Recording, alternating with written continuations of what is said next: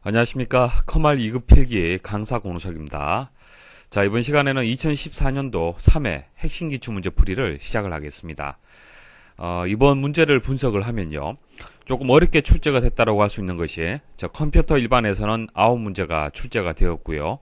그리고 스프레드시트 일반에서는 7문제가 출제가 되었습니다. 자, 나머지 문제들도 기출문제가 100% 동일하게 출제되기보다도 응용이 되어서 출제가 되었습니다. 그래서 전반적으로는 조금 어렵게 느낄 수도 있습니다. 하지만은 강의를 통해서 단순 암기가 아니고요. 응용할 수 있도록 이해 위주로 학습을 하신 분들은 이번 시험을 충분히 합격을 하셨을 겁니다. 그래서 항상 말씀을 드리지만은 무작정 암기를 하시면 절대로 안 됩니다. 암기만 하시면 안 되고요. 문제가 이제 응용되어서 출제가 되고 있습니다. 그렇기 때문에 이해 위주로 해서 학습을 부탁을 드리겠습니다. 다음 중 컴퓨터에서 사용하는 소리 파일인 웨이브 파일에 관한 설명으로 옳지 않은 것은 자, 소리 파일, 대부분 여러분도 음악 들을 때는 mp3 파일 많이 이용을 하죠. .mp3 확장자를 가지고 있습니다. 자, 웨이브 파일도 확장자가 있는데요. .wave, WAV 확장자를 가지고 있습니다. 그래서 여러 가지 이제 소리를 나타내는 파일들 중에서 확장자가 이제 웨이브, 확장자를 가지는 파일에 대한 그런 문제가 되겠습니다. 자, 설명을 좀 드리면요. 자, 웨이브 파일은요, 마이크로소프트 그리고 IBM 오디오 파일 포맷의 표준이 되는 겁니다. 그러니까 마이크로소프트하고 IBM에서 자, 이것을 표준으로 만든 거예요. 소리를 나타낼 때 자, 이 표준을 이용하자 그렇게 약속을 한 겁니다. 여러분들이 이제 사용하고 있는 운영체제 대부분 소리 확장자가 웨이브 파일로 되어 있습니다. 그것은 마이크로소프트에서 만들었기 때문에 그렇죠. 운영체제가.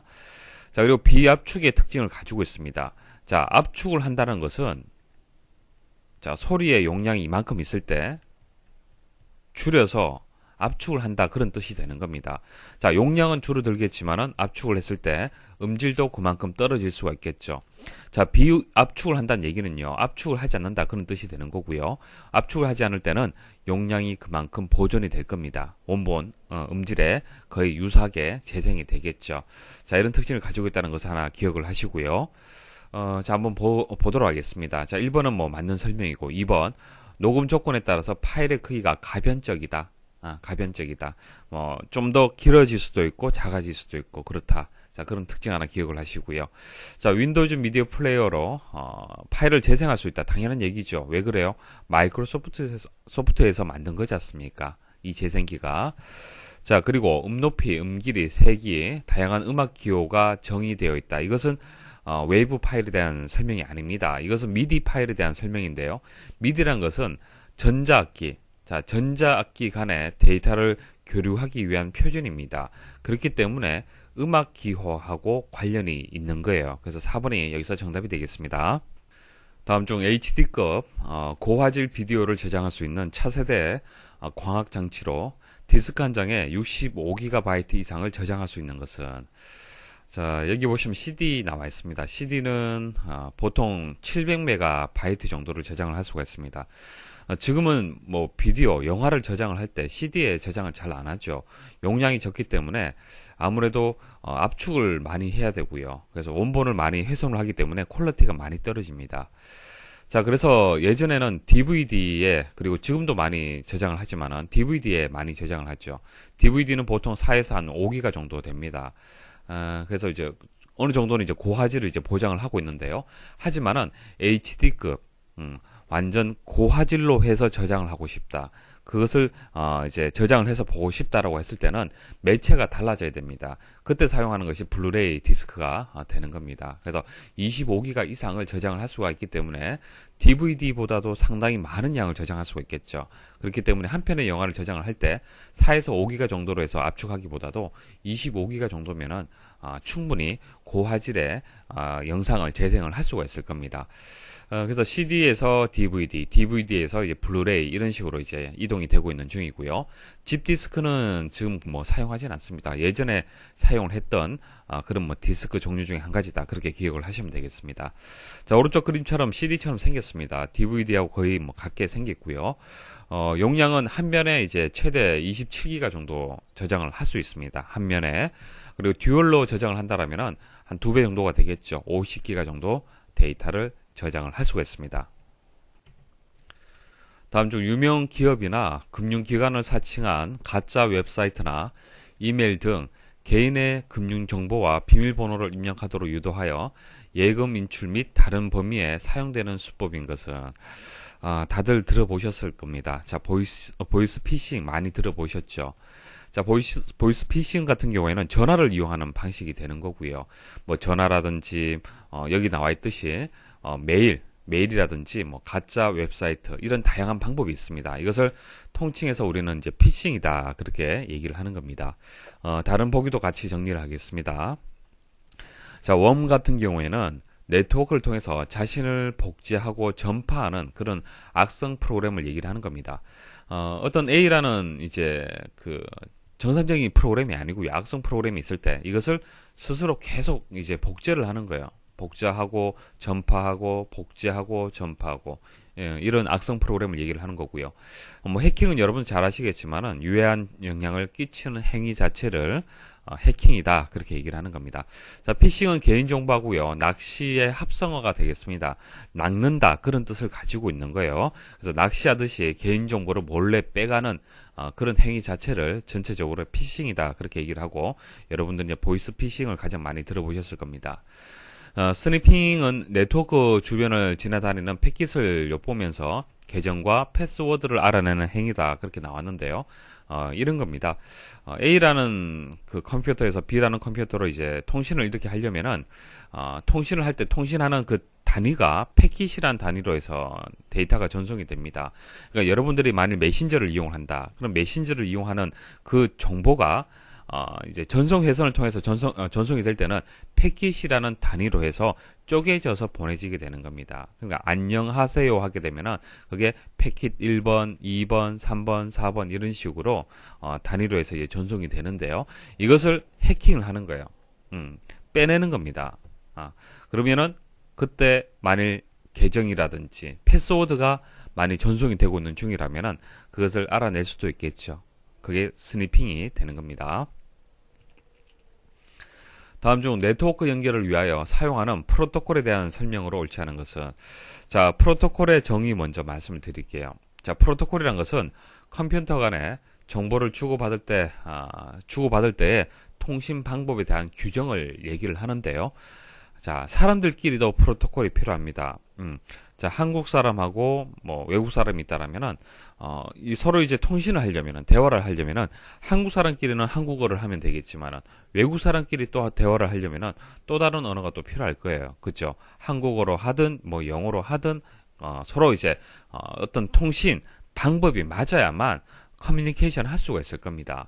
컴퓨터도 마찬가지예요. 만약 이게 LG 컴퓨터고요. 이게 삼성 컴퓨터다. 서로 제조 회사가 다르기 때문에 통신하는 방법이 다를 수가 있잖아요. 그래서 서로 통신을 할 때는 A라는 프로토콜을 이용을 해라 이런 식으로 만들어 둔 겁니다. 그게 이제 프로토콜의 개념이 되는 거예요. 우리가 인터넷을 이용을 할 때, 인터넷을 연결할 때 쓰는 가장 표준 프로토콜이 TCP/IP 프로토콜이 되는 겁니다. TCP/IP 프로토콜이 없으면은 서로 통신할 수가 없는 거예요. 아시겠죠? 서로 커뮤니케이션 하기 위해서 만들어진 규정이다, 규약이다. 그렇게 프로토콜의 정의를 기억을 하시면 됩니다. 자, 이번에 보시면은 통신을 원하는 두 개체 간에 무엇을 어떻게 언제 통신할 것인가에 대한 대약속한 통신 규정이다. 맞는 얘기고요. 그리고 아래쪽 얘기, 자, 4번은 바로 되겠네요. 인터넷을 사용하는 대표적인 프로토콜은 TCP/IP다. 자, 그래서 1번하고 4번은 맞는 얘기인데 2번하고 3번을 이해를 하시려면은 OSI 7계층이라는 프로토콜 계층을 여러분들이 알고 계셔야 됩니다. 그러니까 OSI 7계층이라는 것을 만들었어요. 만들어서 이렇게 프로토콜을 7단계로 만들었습니다. 7단계로 만들었어요. 자, 이렇게 단계로 이제 만든 이유가 A라는 사람하고 B라는 사람이 서로 메신저를 주고받으려고 하잖아요. 그죠? 메신저를 하는 겁니다. 뭐 카카오톡을 하든 메신저를 서로 주고받는데 자, 메신저를 서로 주고받으려면 메시지를 주고받으려면 어떤 것이 서로 맞아야지 서로 통신이 되겠습니까?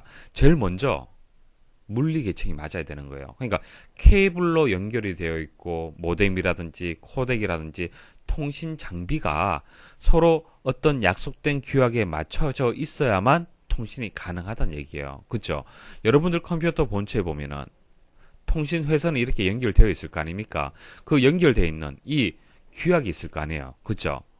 그게 공통된 어떤 그 약속 규약에 맞도록 만들어져 있어야만 B라는 컴퓨터에서도 이렇게 연결을 해서 똑같은 방식으로 서로 전송할 수 있는 거잖아요. 그죠? 그래서 물리 계층 같은 경우에는 물리적으로 연결하는 그 방식에 대해서 규정을 했는 거예요. 그게 일단 맞아야 되잖아요. 맞습니까? 그리고 쭉쭉쭉 올라가서 마지막 단계 7단계 7계층 같은 경우에는 응용 계층이 되는 겁니다. 그러니까 사용자 프로그램. 만약 그쪽에서 카톡을 쓴다라면은 여러분들도 카톡을 쓰고 있어야만 서로 통신할 수 있잖아요. 프로그램 맞습니까? 그래서 1계층부터 해서 7계층까지 있는 거고요.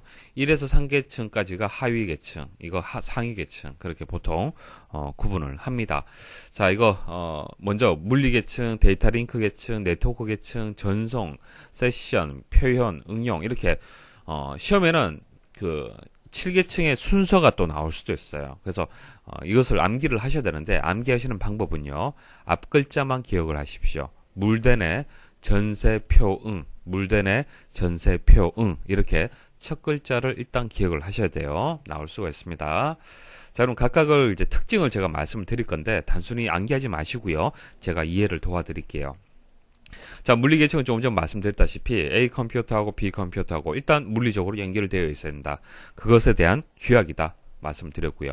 자, 그 다음 데이터 링크 계층은요. 두 컴퓨터 간의 데이터 통신에 대한 규정을 얘기를 하는 겁니다.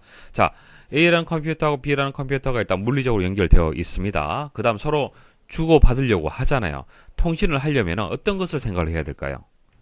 에러 발생하지 않도록 에러 검출할 수 있도록 해야겠죠. 그리고 흐름, 데이터가 이렇게 흐르잖아요. 그죠? 그것을 또 제어할 필요가 있을 겁니다. 이런 것들을 데이터 링크 계층에서 만든 겁니다. 정의를 해둔 거예요. 그 다음 네트워크 계층. 자, 데이터 링크 계층은요.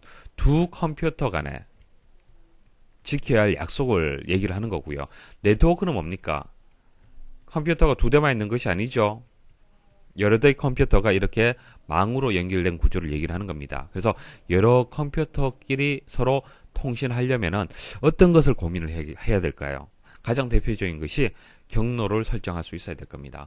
자, 두 대끼리 서로 통신할 때는 경로란 개념이 없어요. 왜?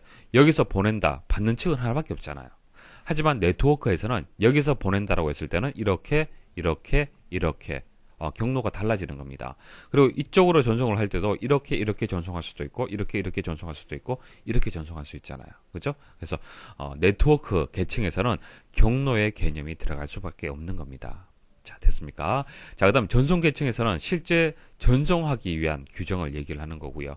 세션 계층 같은 경우에는 데이터 교환을 관리하기 위한 규정. 자, 동기를 조절한다. 이런 특징이 나오는데 무슨 얘기냐면은 서로 데이터를 이렇게 전송을 하잖아요. 그죠? 동기를 조절한다는 얘기는요. 서로 눈을 맞춰주는 거예요.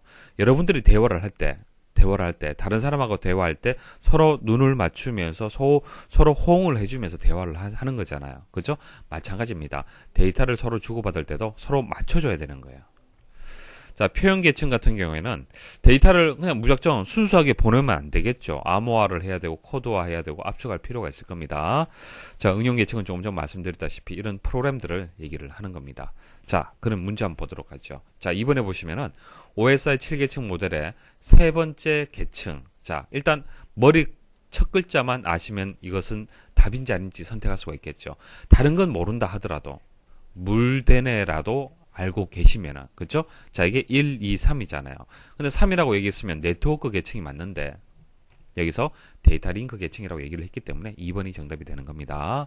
자, 그리고 프로토콜의 특징, 기능을 얘기를 하는데, 흐름 제어, 동기화, 에러 제어, 이런 것들, 말씀드리면서, 이제 개념을 제가 말씀드렸죠. 이런 것들이 프로토콜의 기능이구나라고 기억을 하시면 됩니다. 다음 중 윈도우즈 7의 제어판, 디스플레이, 해상도 조정 설정에 대한 설명으로 옳지 않은 것은, 자, 여러분들 제어판에 가서 디스플레이 가서 해상도 조정을 선택을 하면요, 이와 같은 그림을 보실 수가 있습니다. 화면 해상도라는 어떤 화면이 나와요. 여기서 설정을 할 수가 있는데요. 저는 이제 컴퓨터에 모니터가 두 대가 있습니다. 이렇게 두 대가 있기 때문에 각각에 대해서 어떻게 해상도, 방향, 세로로 모니터를 바꿀 수도 있고요, 가로로 설정할 수도 있습니다. 대부분 가로로 되어 있겠지만은 저는 한 대를 세로로 이렇게 만들었습니다. 세로로 이렇게 나오게 되면은 웹서핑 한다든지, A4, 자, A4 문서를 세로로 볼 때 편리하기 때문에 모니터 하나는 제가 세로로 그렇게 두었습니다. 자, 그리고 다중 디스플레이, 그러니까 한 대일 때는 상관이 없지만 두 대 이상일 때는 여러 대의 디스플레이를 또 설정할 수 있도록 하는 메뉴가 나옵니다. 자, 그리고 현재 이 모니터를 제가 선택을 한 상태고요. 현재 주 디스플레이입니다. 이렇게 나옵니다. 그러니까 여기 A라는 모니터, B라는 모니터가 있으면 이 A라는 모니터에 바탕 화면에 아이콘들이 쭉 나열이 되어 있는 거예요. 이게 주 디스플레이가 되는 겁니다. 자, 이런 설정 상태를 보실 수가 있습니다. 자, 1번 보도록 하죠. 높은 화면 해상도에서는 텍스트와 이미지가 더 선명하지만 크기는 더 작게 표시가 된다. 자, 1024-768 하고요. 1280-1024 해상도가 있어요. 어떤 것이 더 선명하겠습니까? 이거죠.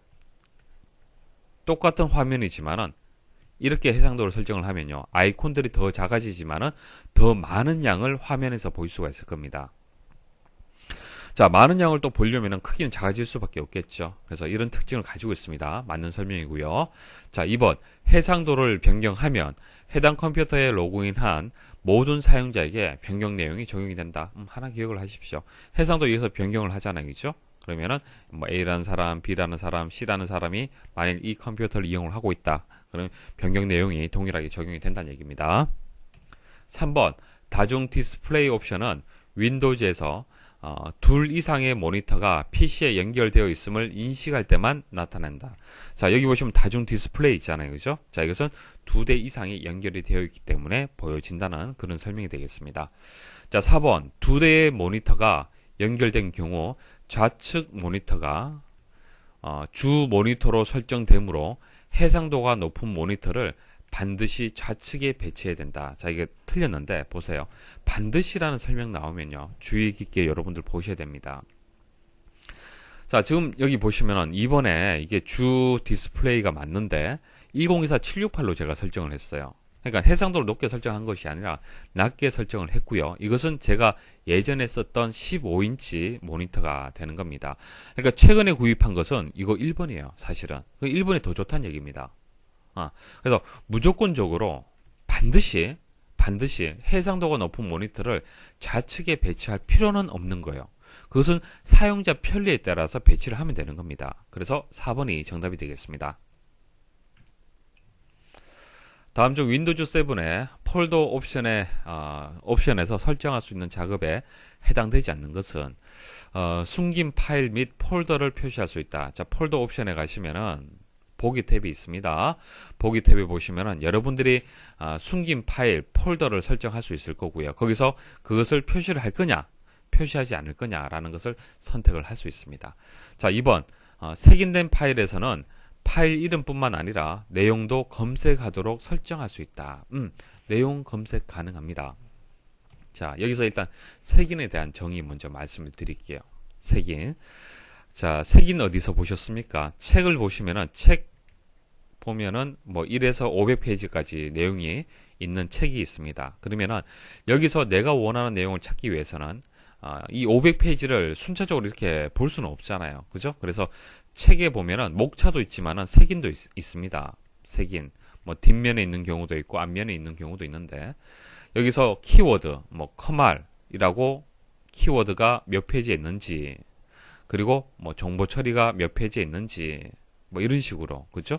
여러분들이 데이터를, 그러니까 페이지를, 어떤 내용을 빨리 찾을 수 있도록 색인 페이지가 있을 거예요. 그 개념하고 동일한 겁니다. 그러니까 여러분들 컴퓨터 내부에 C 드라이브도 있고 D 드라이브도 있잖아요, 그죠? 여기에 여러분들 각종 정보들, 여러분들 각종 데이터들이 저장이 쭉 되어 있을 거예요. 그러면 여러분들이 여기 찾잖아요. 그죠? 검색을 한다라면은 C 드라이브 쭉 다 찾고 D 드라이브 쭉 다 찾으면은 물론 되죠. 되지만은 이렇게 찾는 것은 책에서 1페이지에서 500페이지까지 있는 이 책에서 찾고자 하는 내용을 순차적으로 찾는 거하고 똑같은 거예요. 비효율적인 방법이라는 얘기입니다. 그래서 어떻게 하냐면은 이 정보들을 따로 떼어내서 어디에 있는지 위치값을 저장을 해둬요. 이게 색인의 개념이 되는 겁니다. 다른 말로 인덱스라고 얘기를 하죠. 자, 데이터베이스에서 원하는 데이터를 좀 더 빨리 찾을 수 있도록 데이터의 위치 정보를 모아둔 것을 색인이라고 얘기를 하는 겁니다. 자, 됐죠? 자, 색인된 위치에서는 파일 이름뿐만 아니라 내용도 검색할 수 있도록 설정할 수 있다 이렇게 나왔잖아요. 이것은 검색 탭에 가면 있습니다. 검색 탭에 가시면은 검색 대상에 색인된 위치에서 파일 이름 및 내용 검색, 색인되지 않은 위치에서는 파일 이름만 검색을 한다라고 되어 있습니다. 이게 무슨 뜻이냐면은 우리가 검색을 할 때 파일 이름 혹은 내용 검색 가능합니다. 그러니까 여러분들이 아래 한글 파일을 하나 만들었어요. 주소록이라는 파일을 하나 만들었습니다. 한글 파일을 만들었어요. 자, 그러면 여러분 검색을 할 때 주소록이라고 입력을 하면은 당연히 이 파일 이름을 찾겠죠. 찾을 겁니다. 하지만 이 주소록 내에 만일 권우석이다. 이 사람에 대한 그 데이터가 저장된 파일을 찾고 싶어요. 그러면은 파일 이름으로는 검색이 안 되잖아요. 내용으로 검색을 해야 되는 거예요. 그렇죠? 자, 이렇게 했을 때도 이 파일을 찾을 수가 있습니다. 자, 그런데 아무래도 파일 이름으로 찾기보다도 내용으로 검색을 하려면 상당히 많은 시간이 걸리겠죠. 그렇죠? 그래서 색인이 되어 있을 때는 이 정보가 색인이 되어 있을 때는 색인된 위치에서 파일 이름하고 내용을 검색을 하라는 얘기예요. 하지만은 색인되지 않은 위치에서는 색인되지 않았을 때는 내용까지 검색하기에는 너무 많은 시간이 걸리기 때문에 파일 이름만 검색을 하라는 얘기입니다. 이해하시겠습니까? 자, 이 선택사항이 되는 거고요. 아래쪽 선택사항은요. 항상 파일 이름 및 내용을 검색을 한다. 이것은 속도가 느려질 수밖에 없겠죠. 왜? 모든 데이터에 대해서 색인이 다 되어 있지 않을 수가 있기 때문에 그래요. 자, 그래서 결과적으로 2번은 맞는 설명이고 3번 숨긴 파일 및 폴더의 숨김 속성을 일괄 해제할 수 있다. 아닙니다. 숨긴 파일이 뭐 1번, 2번, 3번, 4번이 있다라면은 각각에 대해서 설정을 해줘야 되는 거예요. 여기서 폴더 옵션에서 보기에서 설정하는 것은 그냥 표시를 할 거냐 말 거냐라는 것을 얘기를 하는 것이지 속성, 숨김 속성을 변경한다, 해제한다 그런 뜻은 아닙니다. 그래서 3번이 정답이 되고요.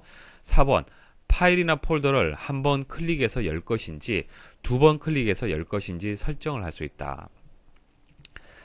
자, 한 번이냐 두 번이냐. 보통 우리는 두 번인데 여기 일반 탭에 보시면은 마우스 클릭에 두 번 클릭해서 열기 보통 선택이 되어 있습니다. 하지만은 한 번 클릭해서 열 수도 있습니다. 선택하시면 돼요. 다음 중 윈도우즈 7의 제어판에서 보기 기준을 범주로 하였을 경우 시스템 및 보안 범주에서 설정할 수 있는 기능에 해당하지 않는 것은 자, 우리 저 제어판 들어가시면 보기 기준을 선택을 할 수 있습니다. 그 중에서 범주로 선택을 하면요. 크게 이렇게 8가지 종류로 나뉘어서 그렇게 제어판의 기능을 이제 보일 수가 있습니다. 그 중에서 이제 시스템 및 보안과 관련된 기능이 아닌 것을 찾아라. 그런 문제가 되겠습니다. 자, 백업하고 복원, 관리 도구, 자, 윈도우즈 업데이트, 그리고 사용자 계정 추가 이렇게 나왔는데요. 사용자 계정 추가가 정답이 되겠습니다. 왜냐하면은 사용자 계정과 관련된 것은 따로 이렇게 범주가 나뉘어져 있습니다. 그래서 시스템 및 보안 내에 사용자 계정과 관련된 기능은 없습니다. 그래서 4번이 정답이다라고 보셔야 되고요. 여기 일단 보시면은 컴퓨터 상태 검토, 백업, 뭐 해결 이렇게 나오는데요. 이 부분을 한 번 더 클릭을 하시면은 오른쪽과 같이 이렇게 세부 사항들이 나옵니다. 세부 사항들이 뭐 관리센터부터 시작을 해서 뭐 방화벽, 시스템 이렇게 나오는데요. 자, 이런 것들이 이제 해당이 되는 거예요. 기능이. 그래서 여기 보시면은 백업 및 복원 있고요. 관리 도구 여기 있고요. 자, 윈도우즈 업데이트 이렇게 있습니다. 그 외에도 여러 가지 기능들이 있죠. 같이 기억을 하십시오. 다음 중 윈도우즈 7의 제어판에서 디스플레이에서 할 수 있는 작업에 해당하지 않는 것은 자, 일단 디스플레이에서 기본적으로 할 수 있는 작업들 한번 생각을 해보십시오. 어떤 것들이 관련이 있겠습니까? 자, 디스플레이 설정 변경하는 기능. 그리고 색을 보정한다. 자, 해상도를 조정한다. 이런 것들. 잘은 모르겠지만은 디스플레이와 관련된다라고 볼 수가 있겠죠. 자, 그리고 여기 보시면 바탕화면에 가젯을 추가한다. 이렇게 나왔는데요. 가젯을 추가하는 기능은요. 바탕화면에서 마우스 오른쪽 버튼 클릭을 해 보십시오. 그러면은 바로가기 메뉴가 나옵니다. 거기서 이제 가젯을 선택을 하게 되면은 오른쪽 그림과 같이 이렇게 선택을 하실 수가 있어요.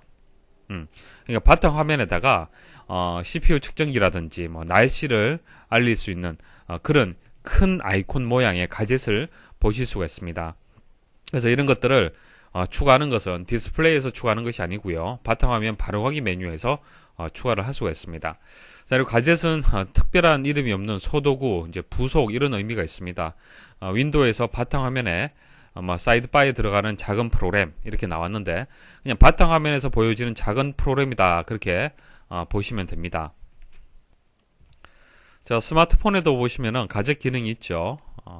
자, 그 스마트폰에 이제 바탕화면에 보시면은 실시간으로 날씨라든지 뭐 시계라든지 일정 이런 것들을 추가를 할 수가 있습니다. 같은 개념으로 보시면 되고요. 그리고 제어판에서 디스플레이 가시면은 이런 기능들을 선택을 하고 조정을 할 수가 있습니다. 해상도 조정하고 색 보정하고 디스플레이 설정 변경을 하고요. 그리고 텍스트를 크기를 혹은 뭐 조정할 수 있는 이런 메뉴들이 있습니다.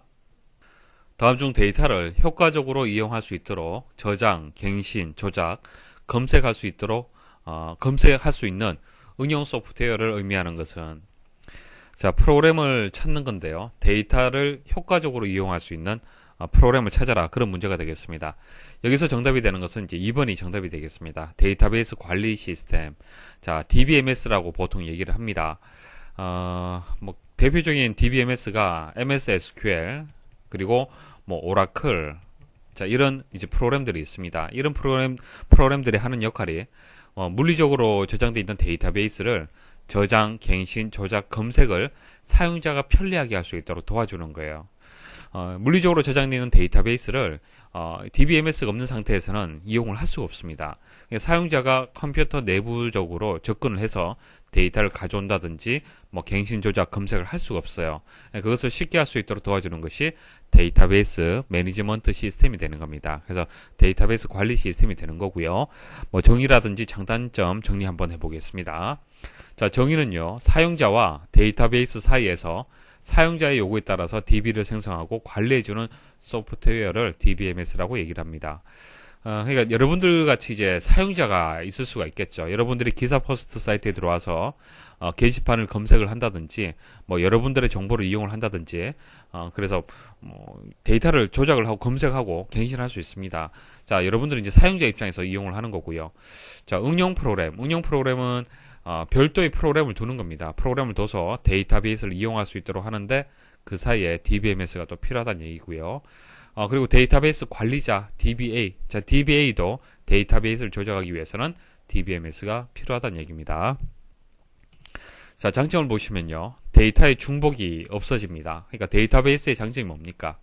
중복된 데이터가 최소화된다는 그런 장점이 있습니다. 중복된 데이터가 있으면은 데이터 이상이 발생을 할 수가 있습니다. 무결성을 위배할 수가 있기 때문에 데이터의 중복은 데이터의 일관성을 유지하는 데 있어서 가장 큰 문제점이라고 볼 수가 있습니다. 그래서 이런 중복을 최소화 시켜주는 거고요. 자, 공동으로 자료를 이용을 한다. 그러니까 여러 사람들이 데이터베이스를 이용할 수 있도록 해주는 거고요. 자, 데이터의 일관성을 유지를 하고요. 데이터 무결성을 유지를 하고요. 최신의 데이터를 유지할 수 있도록 하고, 그리고 데이터의 실시간 처리 가능하도록 도와주는 역할을 합니다. 자, 단점은요. DBMS를 잘 다루는 전문가가 좀 많이 부족하고요. 그리고 전산화를 하는데 비용이 증가가 좀 됩니다. 그러니까 이런 프로그램을 추가로 이용을 해야 되기 때문에 비용이 많이 들 수밖에 없고요. 그리고 시스템이 좀 복잡해지는 그런 단점이 있습니다. 그러니까 이런 여러 가지 장점을 가지기 위해서는 분명한 단점은 있겠죠. 복잡하고 어떤 비용 면에서 단점이 있습니다.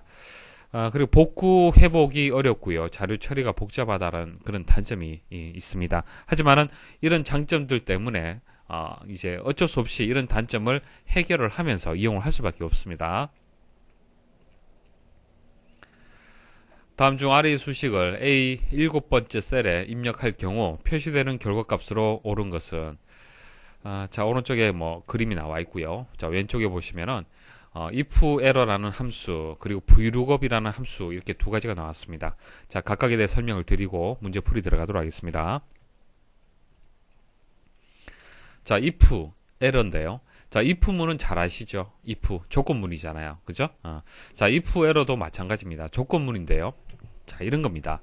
자, 에러냐 아니냐를 판단하는 거예요. 에러 유무를 확인을 하는 겁니다. 그래서 인수가 두 개 들어갑니다. 하나는 계산식이 들어가고요. 또 하나는 오류 메시지가 들어가요.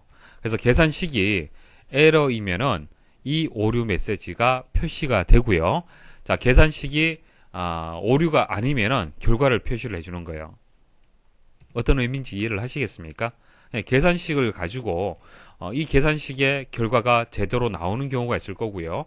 오류가 발생하는 경우가 있을 거 아니에요. 그렇죠? 그래서 계산식이 정확하게 맞다, 오류가 아니다라고 했을 때는 이 계산식 결과가 나오는 거고요. 오류라면은 이 오류 메시지가 보여지는 겁니다. 자, 예시 보시면요. 자, if error에서 3 더하기 2라는 계산식이 들어갔어요. 그리고 오른쪽에는 두 번째 인수에는 오류 메시지, 에러 발생이라고 들어갔습니다. 자, 그럼 결과 어떻게 될까요? 자, 계산식이 에러입니까 아닙니까? 에러가 아니잖아요. 그러면은 결과가 그대로 표시가 된다는 얘기입니다. 자, 아래쪽 보도록 하겠습니다. 자, if error에서 5에다가 0을 나누어라. 이거 무슨 오류죠? 디비전 오류죠. 나눗셈 오류. 0으로 나누었을 때 당연히 오류 발생을 합니다. 그래서 이 결과가 오류가 되기 때문에 에러 발생이라는 텍스트, 오류 메시지가 표시가 된다는 얘기예요. 자, 그래서 이런 if 에러는 어떨 때 이용을 하겠습니까? 계산식이 오류 발생 가능성이 있을 때, 그죠? 오류 발생 가능성이 있을 때 이렇게 오류 메시지를 보여주기 싫다는 얘기예요. 오류 메시지를 보여주는 것이 아니라 이 오류 메시지와 관련된 그냥 메시지, 오류 메시지만 어떤 그 문자 열만 보여주고 싶다라고 할 때는 이렇게 if 에러를 이용을 하는 겁니다. 자, vlookup 말씀을 드릴게요. v가 버티컬의 약자, 그러니까 수직을 뜻하는 거예요. 수직, 열이 되는 거죠. 열을 기준해서 찾는 겁니다. 자, 인수가 다양하게 들어갑니다. 일단 검색 값이 들어가줘야 될 거고요. 일단 찾을 값이 있어야겠죠. 그리고 범위가 있어야 됩니다. 자, 그 다음 몇 번째 열에 있는 값을 찾을 거냐, 그리고 찾는 거에 대한 이제 옵션, 이렇게 네 가지의 인수가 들어갑니다. 한번 예시를 보도록 하겠습니다. 자, 여기 보시면은 20을 찾습니다. 어디서 찾냐면은 항상 첫 번째 열에서, 첫 번째 수직에서 찾는 거예요. 자, 범위가 D 첫 번째부터 해서 G 네 번째까지잖아요. 그죠? 자, 이 범위에서 첫 번째 수직이 뭐죠? 이게 첫 번째 수직이잖아요. 그죠? 여기서 20을 찾는 거예요. 자, 찾고요. 그 찾은 거에서 몇 번째 열이냐? 자, 이게 하나, 둘, 두 번째 열이잖아요. 그죠? 그래서 결과적으로 4를 찾는 겁니다. 이해하시겠습니까? 자, 항상 첫 번째 열에서 찾는다라는 거 기억을 하셔야 됩니다. 자, 그리고 false라고 이제 옵션에 들어가면요. 정확하게 일치하는 값을 찾는 겁니다. 정확하게 일치한 20이라는 값을 찾게 되었죠. 자, 다른 예시 보도록 하겠습니다. 자, 60을 찾습니다. 여기서부터 여기까지 첫 번째 수직에서 60을 찾습니다. 근데 60이 있습니까? 없습니까? 60이 없잖아요. 그죠? 60이 없고요. 그리고 두 번째에 이제 수직을 찾아라 이렇게 나왔는데 일단 60이라는 데이터가 없기 때문에 찾기가 힘듭니다. 그죠? 그리고 옵션을 보시면 생략이 되었네요. false냐 true냐 이런 내용이 없잖아요. 그죠? 자, 생략을 하게 되면은 true의 역할을 하는 겁니다. true. 자, 생략을 했을 때는 동일한 값이 있으면 찾겠지만은 그렇지 않다라면은 찾을 값보다 크지 않으면서 가장 근접한 값을 찾는 거예요. 무슨 뜻인지 이해를 하시겠습니까? 자, 찾는 값이 있으면 가장 좋고요. 찾는 값이 없으면 크지 않으면서 가장 근접한 값, 그러니까 작으면서 가장 가까운 값을 찾는 겁니다. 자, 그럼 10, 20, 70, 90 있잖아요. 그죠? 그럼 여기서 찾고자 하는 값이 60이잖아요. 그죠? 60보다 큰 값은 안 됩니다. 안 되고요. 60보다 작으면서 가장 근사값이 얼마입니까? 20이죠. 그래서 두 번째 이제 수직을 찾기 때문에 결과가 4가 되는 거예요. 자, 수식은 다르지만은 결과는 같죠. 그래서 옵션이 어떻게 주어지느냐 따라서 이제 결과값을 찾는 방식이 좀 달라지는 겁니다. 자, 옵션을 잘 알고 계셔야 됩니다. 자, 이제 수식 풀이 한번 해보겠습니다. 먼저 바깥쪽에 if 에러가 이렇게 있습니다. 자, 이렇게 인수 두 개가 들어갔어요. 그죠? 이것은 계산식이 되죠. 근데 계산식이 vlookup으로 되어 있습니다. 그래서 vlookup을 풀어 주셔야겠죠. 자, 첫 번째 들어가는 것은 이제 검색값, 그 다음 범위, 열, 그리고 옵션은 생략이 되었습니다. 옵션이 생략되었다는 것은 작으면서 근사값을 찾는 거예요. 같은 값이 있으면 가장 좋겠지만은 없으면은 작으면서 근사값을 찾는 겁니다. 자, A 여섯 번째 셀의 값이 얼마입니까? 마이너스 5네요. 그죠? 마이너스 5를 찾는데 어디서? A 첫 번째부터 해서 B의 네 번째 영역. 자, 여기서 첫 번째 수식이죠. 첫 번째 수식에서 마이너스 5를 찾으려고 하는데 없기 때문에 작은 근사값을 찾습니다. 자, 그런데 모든 값들이 마이너스 5보다 다 크잖아요. 그렇죠? 그래서 결국은 이것은 에러가 발생을 하는 거예요. 오류가 발생을 하는 겁니다. 자, 그래서 결과 어떻게 되겠습니까? if 에러의 결과는 입력 오류가 출력이 되는 겁니다. 다음 중 A 첫 번째 셀을 선택하고 연속 데이터 대화 상자의 항목을 아래 그림과 같이 설정하였을 때 C 첫 번째 셀에 채워질 값으로 옳은 것은 A 첫 번째 2라는 값이 입력이 되어 있는 상태고요. C 첫 번째 셀에 얼마 값이 입력이 될 거냐 그것을 찾아라. 그런 문제가 되겠습니다. 자, 여기 연속 데이터 대화 상자를 보시면은 방향은 행으로 되어 있습니다. 자, 이쪽 방향으로 이제 연속 데이터가 입력이 될 거고요. 자, 유형에서 급수 선택을 했고요. 단계 값은 2가 되고 종료 값은 20이 되겠습니다. 그러니까 단계 값이란 것은 증가가 되는 수치를 얘기를 하는 겁니다. 그리고 여기서 급수라고 얘기를 했기 때문에 곱하기 2가 되는 거예요. 곱하기 2. 선형 같은 경우에는 더하기 2가 되는 겁니다. 자, 그럼 한번 보도록 하죠. 만약 선형으로 선택을 했다. 만약 선택을 했다라면은 B 첫 번째는 얼마 값이 들어가겠습니까? 자, 더하기 2가 되는 거예요. 4가 되는 겁니다.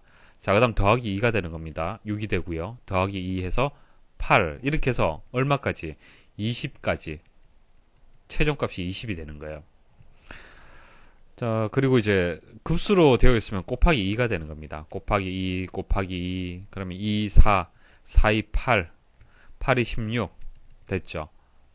그럼 결과 나왔네요. C의 첫 번째 셀에는 8이라는 결과가 만들어지는 겁니다. 한번 실습을 통해서 보여드릴게요.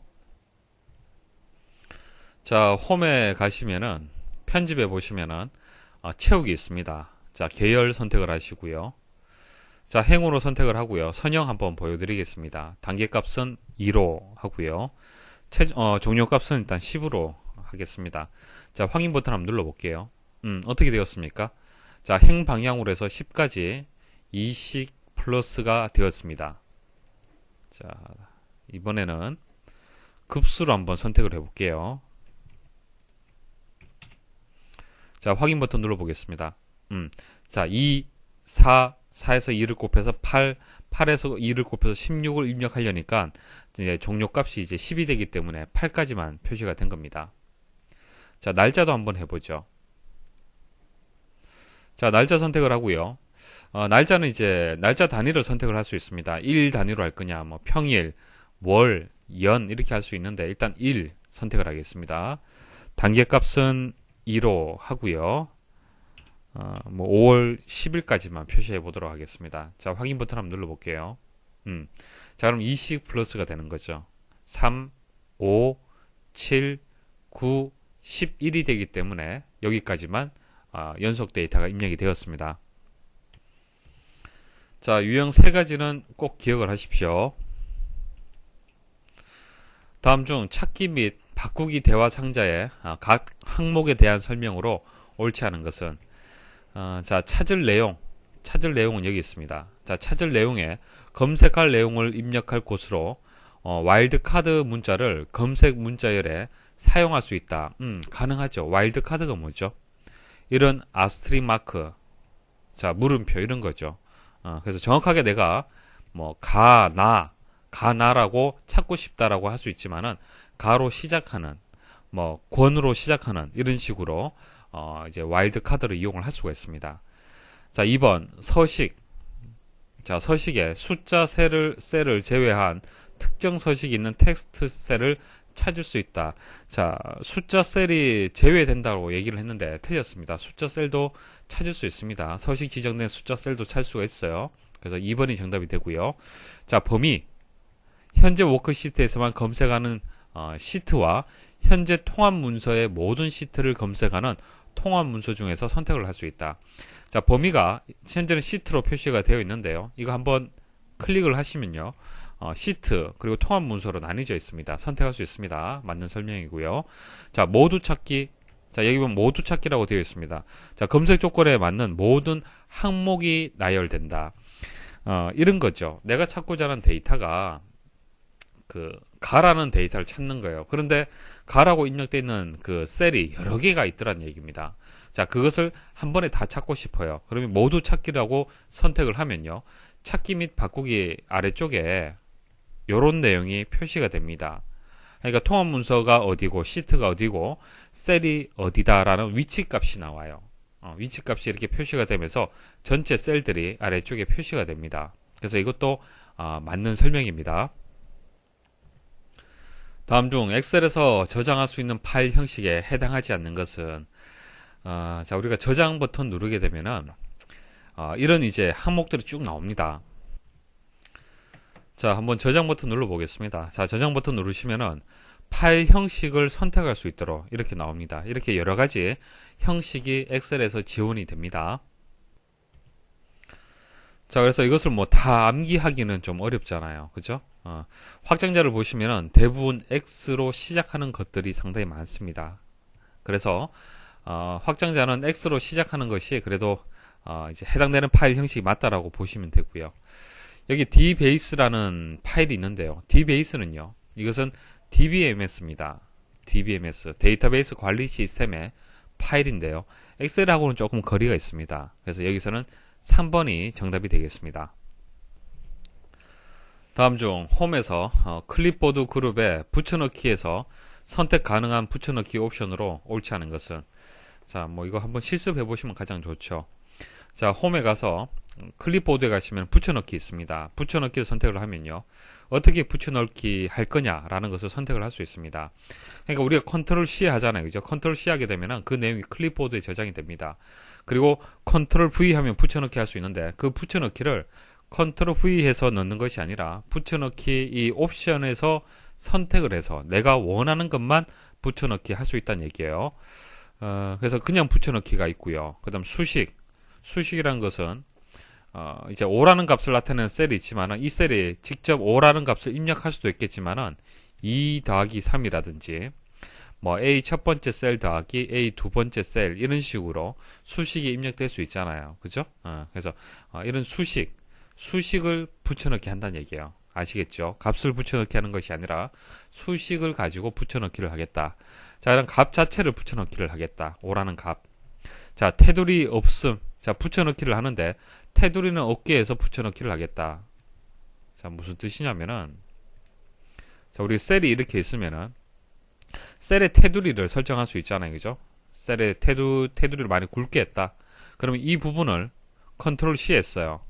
자, 이것을 붙여넣기 할 때 이 데이터가 만약 2라면은 자, 2하고 이 테두리까지 같이 붙여넣기 할 거냐 아니면 테두리 없이 붙여넣기 할 거냐라는 것을 선택할 수 있다는 얘기입니다.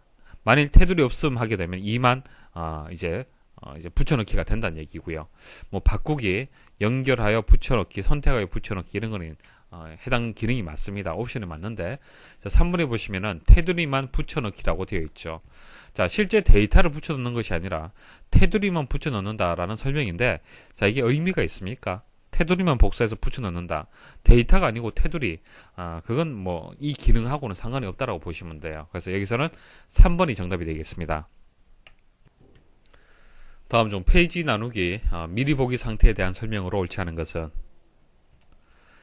자, 페이지 나누기가 엑셀에서 왜 필요한지 설명 먼저 드리겠습니다. 자, 페이지 나누기. 자, 엑셀에서 왜 필요하냐면은 아래 한글 같은 경우에는 문서를 작성하면요, 작성하는 중에 페이지 마지막 부분이라면은 다음 페이지로 해서 그 다음 또 넘어가도록 되어 있죠. 그래서 1페이지, 2페이지, 3페이지 이런 식으로 페이지 구분이 되도록 입력이 됩니다. 하지만은 엑셀은 시트 단위잖아요. 그쵸? 그래서 페이지 구분이 불명확합니다. 그래서 우리가 인쇄를 할 때는 그냥 봐서는 어디서 어디까지가 1페이지고 2페이지인지 판단하기가 어렵습니다. 그래서 페이지 구분선을 만드는 것을 페이지 나누기라고 얘기를 하는 겁니다. 필요성 아시겠죠? 그래서 두 가지가 있습니다. 자동으로, 엑셀에서 자동으로 페이지를 나눌 수 있도록 할 수가 있고요. 여러분들이 직접 원하는 페이지로 나눌 수 있는 수동 페이지 나누기 기능이 있습니다. 자, 현재 데이터들이 이렇게 입력이 되어 있습니다. 그러면은 이게 뭐 몇 페이지로 이제 출력이 될 건지 알 수가 없죠. 자, 보시려면은 보기 탭에 가서 통합 문서 보기에서 페이지 나누기 미리 보기 이거 선택을 하시면 됩니다. 아니면 오른쪽 하단에 보시면은 기본 보기, 페이지 레이아웃, 그리고 페이지 나누기 미리 보기가 또 여기 버튼이 있습니다. 여기서 선택을 하셔도 돼요. 자, 한번 페이지 나누기 한번 보겠습니다. 자, 클릭을 하시면요.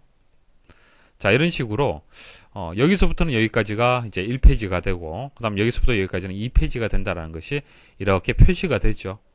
그러면은, 여러분들이 출력을 했을 때, 이것은 두 장으로 이제 출력이 되겠다는 것을 예상을 할 수가 있습니다. 됐죠? 자, 이렇게 페이지 나누기, 미리 보기 자동으로 지금 설정을 한 겁니다. 엑셀에서 자동으로 설정을 한 거고요. 자, 엑셀에서는 이제 적당한 크기로 해서 자동으로 이제 설정을 해주는 거고요. 자, 그다음에 이게 점선으로 되어 있죠, 지금. 자, 점선으로 되어 있는 이거 페이지 구분선은요, 자동으로 되었다는 그런 뜻이 되는 겁니다. 만일 여러분들이 이것을 수동으로 바꿔주겠다. 여러분들이 원하는 이 정도 위치로 해서 1페이지가 출력되도록 하고 싶다. 그럴 때는 마우스 클릭을 해서 위쪽으로 혹은 아래쪽으로 이렇게 구분선을 이동을 하시면 됩니다. 자, 마우스 버튼을 한번 떼볼게요. 자, 떼게 되면은 조금 좀 점선으로 되어 있던 선이, 구분선이 실선으로 바뀌게 되죠. 자, 이렇게 실선으로 바뀌는 것은요, 수동으로 설정을 했다는 얘기예요. 자, 보기 한번 보도록 하겠습니다. 자, 2번에 보시면은 페이지 구분선을 마우스로 드래그하여 페이지를 나눌 위치를 조정할 수 있다. 자, 조금 전 마우스로 클릭을 해서 이동하는 것을 보여드렸습니다. 자, 그리고 4번 보시면은 자동으로 표시된 페이지 구분선은 점선, 사용자가 삽입한 페이지 구분선은 실선이다. 자, 점선과 실선 차이점 아셔야 됩니다. 자동은 점선, 사용자는 실선이 되는 거예요. 자, 그리고 제가 그 페이지 구분선을 직접 한번 추가를 한번 해보겠습니다. 자, 페이지 레이아웃에 가서 자, 나누기에 가시면은 페이지 나누기 삽입이 있습니다. 자, 삽입되는 기준은요, 현재 선택한 셀, 잘 보십시오. 한번 클릭을 해보겠습니다. 자, 클릭을 하게 되면은 현재 선택된 셀을 기준해서 이렇게 페이지가 나뉘게 되는 거예요. 자, 이런 식으로 삽입을 할 수도 있고요. 또 제거를 할 수도 있습니다. 자, 그리고 이 상태에서 입력된 데이터들을 뭐 지우거나 아니면 데이터를 이렇게 추가한다든지 직접 입력할 수 있습니다. 자, 그리고 그림이라든지 뭐 도형이라든지 차트라든지 이런 것들도 여기서 바로 추가할 수 있습니다. 자, 그리고 여러분들이 여러 작업을 하다가 이렇게 페이지가 복잡하게 되는 경우 있습니다. 그럴 때는 페이지 나누기 모두 원래대로 선택을 하시면은 최초의 설정 상태로 해서 바뀌게 됩니다. 자, 보기 1번에 보시면 차트, 그림, 개체를 삽입할 수 없다라고 되어 있는데 이거 설명 틀렸죠. 삽입할 수 있습니다. 그리고 데이터를 입력하거나 편집할 수 있다. 이건 맞는 설명이고요. 2번 조금 전 설명드렸고, 3번 페이지 레이아웃, 그리고 페이지 설정 그룹에 나누기에서 페이지 나누기 모두 원래대로를 클릭하면 사용자가 삽입한 페이지 구분선이 모두 삭제된다. 보여드렸죠. 그래서 1번이 정답이 되겠습니다. 다음 중 워크시트의 머리글, 바닥글 설정에 대한 설명으로 옳지 않은 것은, 자, 머리글, 바닥글은 각 페이지마다 상단 그리고 하단에 표시할 설정을 얘기를 하는 겁니다. 보통 바닥글에는 이제 페이지 숫자가 보통 표시가 되죠. 설정을 하시려면은 페이지 레이아웃에 가서 페이지 설정에서 옵션 버튼 누르시면요, 머리글, 바닥글이 있습니다. 여기서 뭐 자주 사용이 되는 뭐 머리글 종류는 여기서 바로 선택을 할 수 있습니다. 선택할 수도 있고요. 아니면은 편집에 가서 여러분들이 원하는 대로 가운데, 왼쪽, 오른쪽 이렇게 영역에 직접 입력을 할 수도 있습니다. 이런 식으로 입력할 수 있고요. 그리고 그림도 입력할 수 있어요. 그림 입력을 하고요. 그리고 그림 서식을 설정을 또 할 수도 있습니다. 자, 이렇게 해서 이제 머리글을 편집할 수 있고요. 바닥글도 마찬가지입니다. 편집 가능합니다. 자, 그리고 아래쪽에 보시면은 선택사항으로 짝수와 홀수 페이지를 다르게 지정할 수도 있습니다. 자, 이것을 선택을 하시면은 짝수 페이지일 때는 어떻게 하고 홀수 페이지일 때는 어떻게 하겠다 선택 가능하고요. 자, 첫 페이지를 또 다르게 지정을 할 수도 있습니다. 자, 간단하게 한번 설정을 한번 해보죠. 자, 바닥글은 페이지로 선택을 했습니다. 자, 인쇄 미리 보기로 한번 보겠습니다. 자, 인쇄 미리 보기로 설정을 해서 보시면은 위쪽에 머리글 그리고 바닥글에 표시가 된 것을 보실 수가 있죠. 자, 그리고 다음 페이지 누르면 그 다음 페이지도 이제 표시된 것을 보실 수가 있습니다. 자, 그런데 기본 보기 상태에서는 머리글하고 바닥글을 수정할 수가 없잖아요. 그죠? 그래서 보기가 현재 기본 보기 상태인데 페이지 레이아웃을 한번 선택을 해 보십시오. 선택을 하시면요. 자, 위쪽에 머리글 들어가는 부분이 있죠. 이거 직접 클릭을 해서 바로 수정할 수 있습니다. 더 편리하죠. 간단하게 수정을 할 때는 페이지 미리 보기, 그러니까 보기 상태가 페이지 레이아웃이죠. 페이지 레이아웃에 가서 설정을 하게 되면 좀 더 쉽게 할 수 있다는 얘기입니다. 자, 옳지 않은 것을 한번 찾아보겠습니다. 1번 페이지 레이아웃 보기 상태에서는 워크시트 페이지 위쪽이나 아래쪽을 클릭하여 머리글, 바닥글을 추가할 수 있다.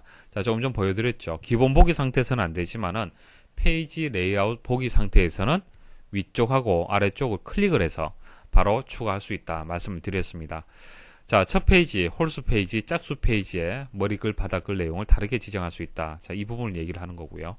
3번 머리글, 바닥글에 그림을 삽입하고 그림 서식을 지정할 수 있다. 가능합니다. 이렇게 아이콘이 있죠.